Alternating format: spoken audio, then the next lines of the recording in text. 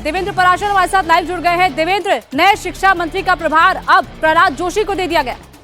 जी हाँ, बिल्कुल। ऑलरेडी क्योंकि वो फूड एंड सिविल सप्लाई उपभोक्ता के मामले या नवीकरण ऊर्जा इसके मंत्रालय के मंत्री हैं, लेकिन शिक्षा का मंत्रालय हम सभी जानते हैं कि धर्मेंद्र प्रधान ने इस्तीफा दिया, तो ये जिम्मेदारी अब उनको दे दी गई है। यानी कि उन मंत्रालयों जो उनके पास ऑलरेडी थे उसके साथ साथ शिक्षा मंत्रालय का जिम्मा भी वो संभालेंगे। उनके बारे में अगर बात कर लें तो मूलतः संघ विचारधारा से वो आते हैं और 2004 से कर्नाटक में धारवाड़ जो जहाँ लोकसभा सीट है वहां से लगातार वो जीतते आ रहे हैं। मतलब 5 बार के वो सांसद हैं।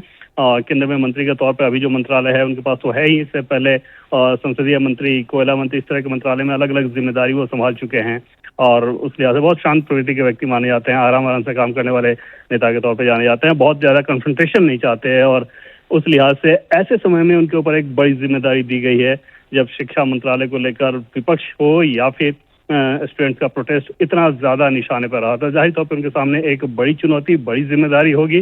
और आमतौर पर ये होता है कि बीजेपी की सरकार में ये कोशिश रहती है कि शिक्षा मंत्रालय में वो व्यक्ति जाए जिसको संघ की पृष्ठभूमि या संघ की विचारधारा से जो जुड़ा हुआ हो। उसके पीछे वजह यह है कि संघ को और बीजेपी को हमेशा इस बात पर ऐतराज रहता है कि भारतीय शिक्षा पद्धति को, चाहे वामपंथी विचारधारा हो या पाश्चात्य पद्धति हो, उससे बहुत ज्यादा प्रभावित रखा गया है। भारत की मूल विचारधारा पर आधारित शिक्षा व्यवस्था को प्रमोशन नहीं दिया गया था इंडिया में और उस लिहाज से इस बात को लेकर बार बार चाहे संघ की तरफ से हो या बीजेपी के नेता भी ये बात कहते रहे हैं।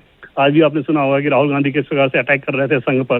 तो उस लिहाज से राहुल गांधी ने जो अटैक किया उसको आप समझ सकते हैं कि एक दूसरा जवाब इधर से ये आया कि संघ विचारधारा के, संघ मूलतः जो आरएसएस से आते हैं, उस व्यक्ति को शिक्षा मंत्रालय की जिम्मेदारी फिर से दी गई है। देवेंद्र, और भी कई नामों पर विचार किया जा रहा था, लेकिन क्या पहली चॉइस ही प्रहलाद जोशी थे या फिर कई नामों के बाद उनका नाम चुना गया? कई नामों के विचार को लेकर सामान्य तौर पर लोग सिर्फ अटकल ही लगा रहे थे, अन्यथा उसमें कोई ऐसी चीज नहीं थी कि बहुत ज्यादा लंबा समय हो, बहुत मंथन हो रहा। लेकिन जब ये तय हो गया था कल कि धर्मेंद्र प्रधान का इस्तीफा होगा, तो उसके बाद से ही ये तय कर लिया गया था कि देश के प्रधानमंत्री नरेंद्र मोदी, गृहमंत्री अमित शाह, इस तरह की बैठकों में ये तय हो गया था कि प्रहलाद जोशी को ये जिम्मेदारी देना ज्यादा बेहतर रहेगा और उनके ऊपर वो जिम्मेदारी दी गई। और जैसा कि पहले मैंने आपको बताया कि ऐसे चुनौतीपूर्ण समय में ये जिम्मेदारी मिलना निश्चित तौर पर एक बड़ा टास्क होगा।